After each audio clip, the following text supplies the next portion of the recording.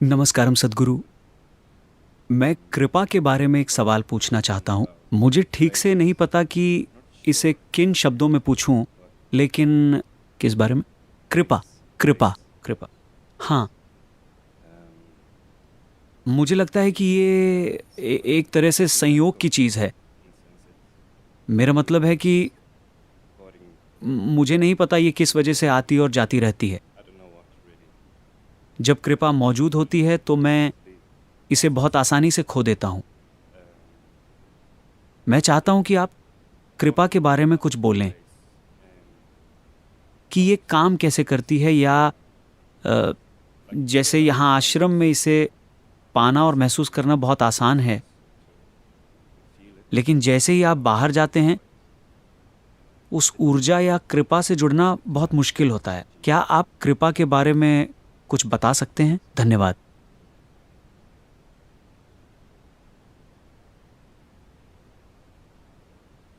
आप मुझसे इस फूल की खुशबू के बारे में बात करने के लिए कह रहे हैं। ऐसा कैसे करें? अगर आपके पास एक संवेदनशील नाक है सिर्फ तभी। शानदार। वरना अगर आज किसी की नाक बंद है तो इसके कोई मायने नहीं है। तो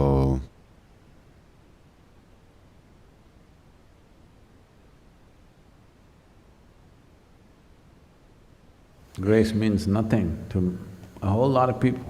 बहुत से लोगों के लिए कृपा के कोई मायने नहीं है। वे लोग तो ऐसा नहीं है कि आपको इसके बारे में सोचना है या इसके बारे में बातें करनी है। बात बस इतनी है कि अगर आप खुद से बहुत ज्यादा भरे हुए हैं, जब आप खुद से पूरी तरह भरे हैं, सिर्फ तभी आप कृपा के प्रति अचेतन हो सकते हैं। ये इसी तरह है जैसे कि आपको ग्रहों और सौरमंडल और आकाशगंगा वगैरह को जानने के लिए स्कूल जाने की जरूरत नहीं है। बस एक आम इंसान की तरह अगर आप ऊपर देखते हैं तो आपको नहीं पता कि यह कहां शुरू होता है और कहां खत्म होता है। पूरे ब्रह्मांड के बीच आप यहां एक घूमते हुए ग्रह पर बैठे हैं और देखिए, आप बिल्कुल ठीक हैं। बात साफ है कि ये आप नहीं कर रहे हैं, है ना? निश्चित रूप से ये आप नहीं कर सकते।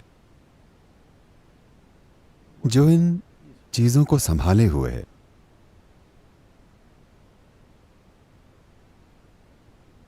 उसका एक नाम है कृपा। अब आप इसके लिए उपलब्ध हैं या नहीं, यही सवाल है। कृपा से हमारा मतलब किसी खास किस्म की कृपा नहीं है। हम उसकी बात कर रहे हैं जो हर चीज का आधार है। क्योंकि आप नहीं जानते कि यह सौर मंडल कैसे टिका हुआ है। आपको नहीं पता क्योंकि आप नहीं जानते कि यह पूरा ब्रह्मांड कैसे टिका हुआ है। आपको तो यह भी नहीं पता कि आप कैसे बने हैं सच में। कैसे इतनी सारी कोशिकाओं ने साथ आकर आपके शरीर को बनाया और आपका जीवन चल रहा है, आप वाकई नहीं जानते। आपके पास बहुत सी व्याख्याएं हैं, पर आप जानते नहीं हैं। अगर आप जानते होते तो आप खुद एक इंसान बना लेते। अगर हमें अच्छे से पता हो कि कैसे, तो हम बना लेंगे, है ना? तो जब इतना कुछ है जो आप नहीं जानते और फिर भी हर चीज बिल्कुल अच्छे से हो रही है, तो बात साफ है कि यह कोई संयोग नहीं है। तो जिसकी भी वजह से ये सब चीजें हो रही हैं, वो ऊर्जा, वो शक्ति, हम उसे कृपा कहते हैं। लेकिन सवाल अब खुद को इसके लिए उपलब्ध बनाने का है। अगर आपकी नाक बंद है तो आपके लिए फूल के कोई मायने नहीं है। अगर आप अंधे हैं तो आपके लिए रोशनी के कोई मायने नहीं है। अगर आप असंवेदनशील हैं तो आपके लिए किसी भी चीज की कोई मायने नहीं है। तो सवाल संवेदनशील बनने का है। ज्यादातर लोगों का अहंकार संवेदनशील होता है, उनके भीतर मौजूद जीवन संवेदनशील नहीं होता। अभी आपको बहुत से लोगों के साथ सावधान रहना पड़ता है कि उनसे क्या कहना है और क्या नहीं कहना, क्योंकि उनका अहंकार भयानक रूप से संवेदनशील है। हर बात से उनके भीतर चोट लगती है। सबसे पहले आप एक भ्रम पैदा करते हैं, फिर इसके गिरने का और ऊंचा उठने का दूसरा भ्रम पैदा करते हैं। यह बहुत बुरा खेल है। आपका भ्रम जल्दी दूर होना चाहिए। अगर आप वाकई पूरी तरह से भ्रम रहित हैं, पूरी तरह से, तो आप हमेशा कृपा को उपलब्ध रहेंगे। अगर आपके अपने कोई भ्रम नहीं है तो आप हर चीज के बारे में अचरज करेंगे। अचरज कैसे नहीं होगा? हर चीज के बारे में, खुद अपने अस्तित्व के बारे में। अगर आपके मन में किसी भी चीज के बारे में कोई अंतिम निर्णय नहीं है, आप बस यहां हैं, तो आप कृपा से भीग जाएंगे। अब भी आप भीगे हुए हैं, लेकिन जब तक आप सचेतन न हो आप उसका आनंद नहीं ले सकते। यह आपको फायदा नहीं पहुंचाएगी, क्योंकि आप जागरूक नहीं हैं। यह आपको फायदा पहुंचा रही है, लेकिन फिर भी आप इसका पूरा लाभ नहीं उठा सकते। देखिए, यह एक सच्चाई है। मेडिकल विज्ञान के आधार पर यह सच है कि अगर दो लोग एक ही भोजन खाते हैं तो दोनों को एक सा पोषण नहीं मिलता। बिल्कुल वही खाना दो लोग खाते हैं, तब भी उनको एक जैसा पोषण नहीं मिलता, क्योंकि यह खाने से पोषण ले पाने की आपकी काबिलियत पर निर्भर करता है। तो इस काबिलियत को विकसित करना हम सभी कृपा में मौजूद है, लेकिन उस कृपा से पोषण ले पाने की क्षमता को विकसित करना, ताकि ये जीवन उस कृपा को प्रकट करने लगे। देखिए,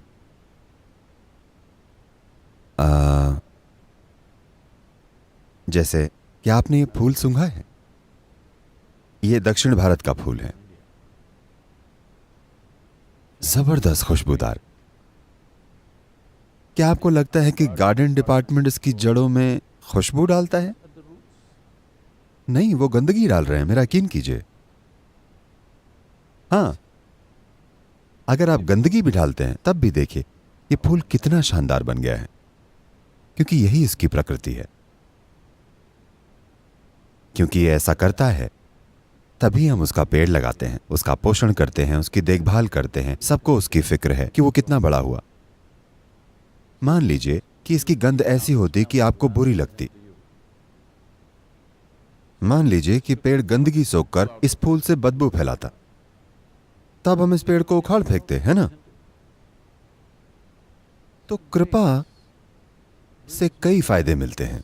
जब आपसे कृपा छलकने लगती है तो हर कोई उसे पोषित करना चाहता है, हर कोई उसे बढ़ावा देना चाहता है, हर कोई उसका हिस्सा बनना चाहता है, क्योंकि आपसे कृपा बह रही है।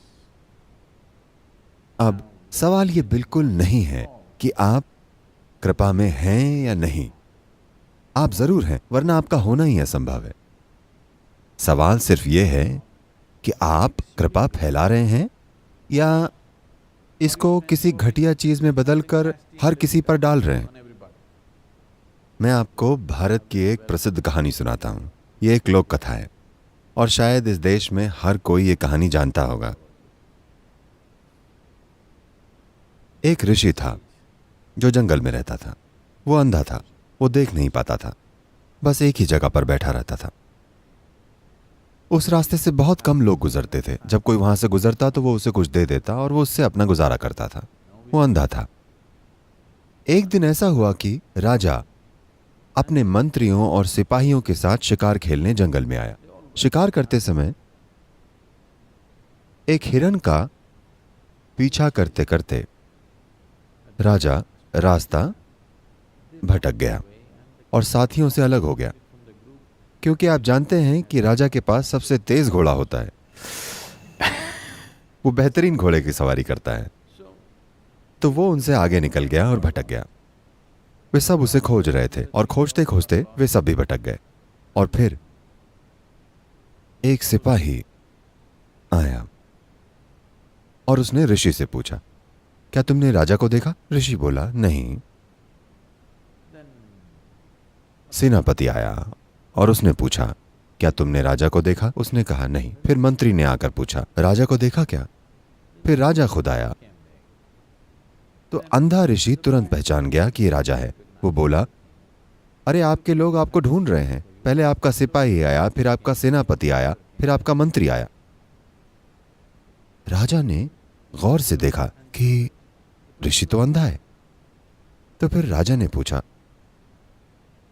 हे दिव्य ऋषि, आपने कैसे पहचाना कि पहला आदमी सिपाही था, फिर सेनापति और फिर मंत्री? ऋषि ने कहा, पहले जो आया था उसने कहा, अरे ओ अंधे, क्या तूने राजा को इधर आते देखा है? क्या कोई इस रास्ते से आया था? तो मैं जान गया कि वो आपका सिपाही होगा।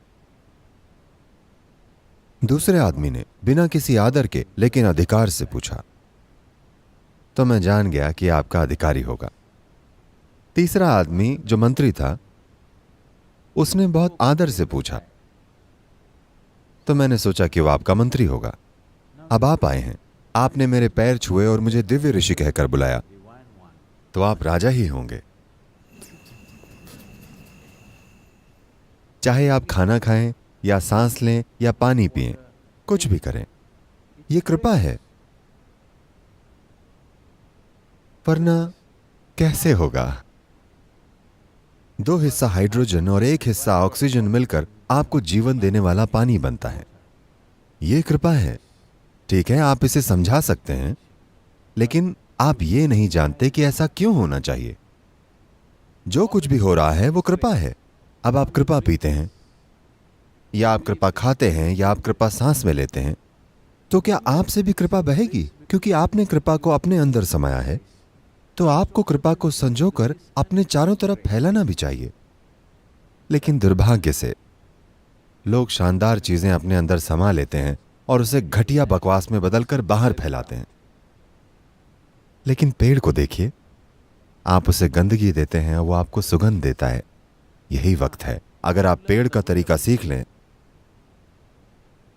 अगर आप चट्टान का तरीका सीख लेते हैं, You will exude grace. तो आपसे कृपा छलकेगी। तो सवाल ये नहीं है कि आप कृपा में हैं या नहीं। ये बात पक्की है कि हर प्राणी कृपा में है। आपने जिस कृपा को अपने भीतर लिया है, क्या आप उसे बाहर फैलाने के काबिल हैं? सवाल बस यही है।